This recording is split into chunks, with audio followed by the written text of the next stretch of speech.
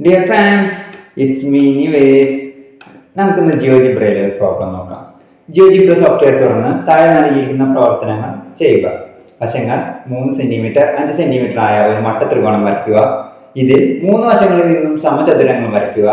3 സമചതുരങ്ങളുടെയും പരപ്പളവ് കാണുക. ഈ സമചതുരങ്ങളുടെ പരപ്പളവുകൾ തമ്മിലുള്ള ബന്ധം എന്താണെന്ന് കണ്ടുപിടിക്കുക. തയ്യാറാക്കിയ ഫയൽ ഹോമിലെ DLED പ്രോഡക്ട്സ് എന്ന ഫോൾഡറിൽ നിങ്ങളുടെ രജിസ്റ്റർ നമ്പർ _ ചോദ്യ നമ്പർ ഫയൽ നാമമായി നൽകി സേവ് ചെയ്യുക. ഓക്കെ, അപ്പോൾ അതിന് നമുക്ക് ജിയോജിബ്ര ഓപ്പൺ ആക്കാൻ വേണ്ടി അപ്ലിക്കേഷനിൽ എഡ്യൂക്കേഷനിൽ ജിയോജിബ്ര ഓപ്പൺ ആയി വന്നിട്ടുണ്ട്. നമ്മൾ വിൻഡോ മാക്സിമൈസ് ചെയ്തു, റൈറ്റ് ക്ലിക്ക് അടിച്ച് ആക്സിസും ഗ്രിഡുകളും നമ്മൾ ഓഫ് ചെയ്തിട്ടുണ്ട്. നമ്മൾ ആ ക്വസ്റ്റ്യൻ ഒന്നും കൂടി നോക്കി. ഏറ്റവും ആദ്യം വശങ്ങൾ 3 സെന്റിമീറ്റർ 5 സെന്റിമീറ്റർ ആയ ഒരു മട്ടത്രികോണം വരയ്ക്കണം. അപ്പോൾ ആദ്യം നമുക്ക് ചിത്രം തന്നതിൽ നിന്ന് നമുക്ക് മനസ്സിലായത് ആദ്യം നമുക്ക് 5 സെന്റിമീറ്റർ ബേസ് ആയിട്ടുള്ള ഒരു ലൈൻ വരയ്ക്കാം. സെഗ്മെന്റ് വിത്ത് ഗിവൺ ലെങ്ത് എന്ന് പറഞ്ഞ ടൂൾ എടുത്തു. ജസ്റ്റ് സ്ക്രീനിൽ ക്ലിക്ക് ചെയ്തപ്പോൾ അവിടെ 5 എന്ന് കൊടുത്ത് ഓക്കെ കൊടുത്തു. ഇപ്പോൾ 5 സെന്റിമീറ്ററുള്ള ഒരു ലൈൻ വന്നിട്ടുണ്ട്. നമ്മൾ അതിൻ്റെ ഒബ്ജക്റ്റ് പ്രോപ്പർട്ടീസ് എടുത്ത് നെയിം വാല്യൂ കൊടുത്തു കഴിഞ്ഞാൽ 5 സെന്റിമീറ്റർ ആണെന്ന് കാണാൻ പറ്റും. ദെൻ നമുക്ക് അടുത്തതായിട്ട് ചെയ്യേണ്ടത് അതിനൊരു ഇവിടെ 3 സെന്റിമീറ്റർ എടുത്ത് ഇവിടെ ഒരു ആർക്ക് വരയ്ക്കുകയായിരുന്നു വേണ്ടത്. അപ്പോൾ ആർക്കിന് പകരം നമുക്ക് അവിടെ വേറെ ടൂൾ ഉണ്ട്,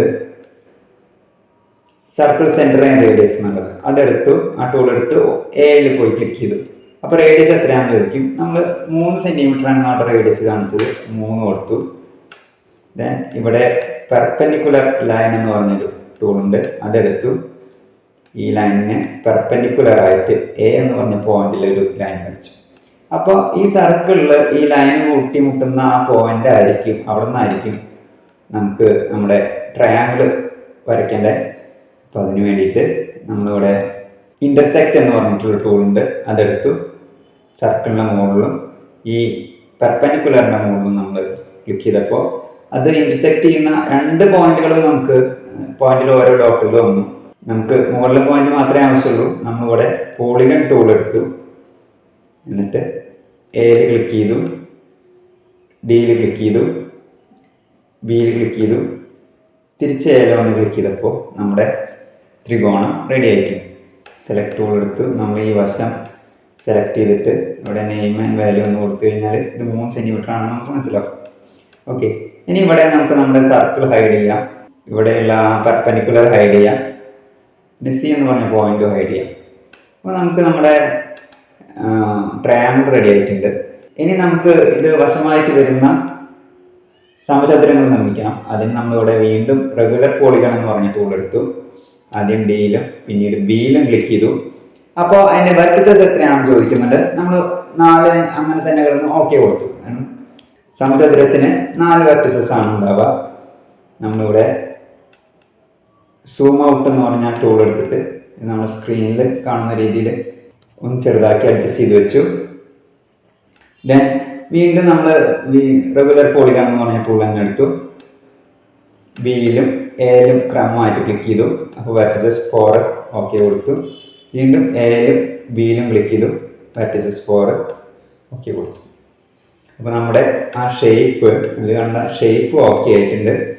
ഇനി ഇതിനെ നമുക്ക് കളർ കൊടുത്ത് കുറച്ചും കൂടി ഭംഗിയാക്കാം. ഈ ഇമേജിൽ കണ്ട പോലെ തന്നെ നമ്മൾ ആദ്യം തന്നെ മൂവ് എന്ന് പറഞ്ഞ ടൂൾ എടുത്തിട്ട് വേണം, ഇല്ലെങ്കിൽ ഈ ടൂളുകളൊക്കെ നമ്മൾ എവിടെയൊക്കെ ക്ലിക്ക് ചെയ്യണോ അവിടെയൊക്കെ ടൂളുകൾ വരും. ഈ നടുവുള്ള ആ ട്രയാങ്കിൾ ക്ലിക്ക് ചെയ്തു. അപ്പോൾ ട്രയാങ്കിളിലെ പ്രോപ്പർട്ടീസ് ഇവിടെ വന്നിട്ടുണ്ട്. നമ്മൾ ട്രയാങ്കിളിനൊരു യെല്ലോ കളർ കൊടുത്ത് പോസിറ്റീവ് കൂട്ടി വെച്ചു.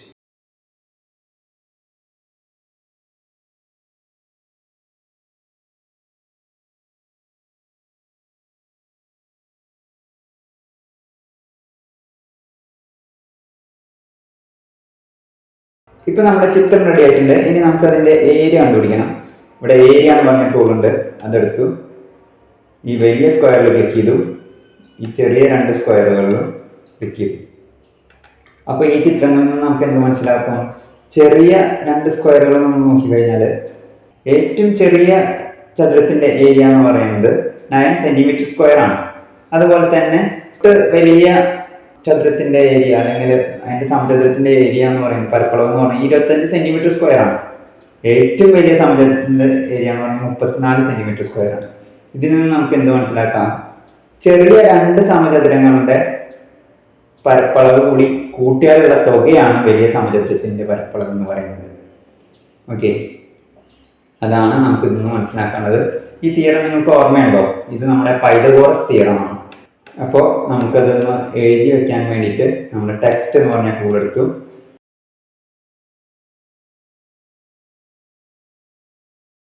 ഇനി ഇത് സേവ് ചെയ്യാൻ വേണ്ടിയിട്ട് ഫയലിൽ സേവ് എന്ന് പറഞ്ഞ ഓപ്ഷൻ കൊടുത്തു.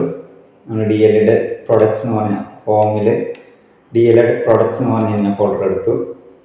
അതിൻ്റെ ഉള്ളിൽ നമ്മൾ രജിസ്റ്റർ നമ്പർ എത്രയാണെന്ന് വെച്ചാൽ അത് കമ്മാറ്റി കൊടുക്കുക, _ ക്വസ്റ്റ്യൻ നമ്പർ കൊടുക്കുക.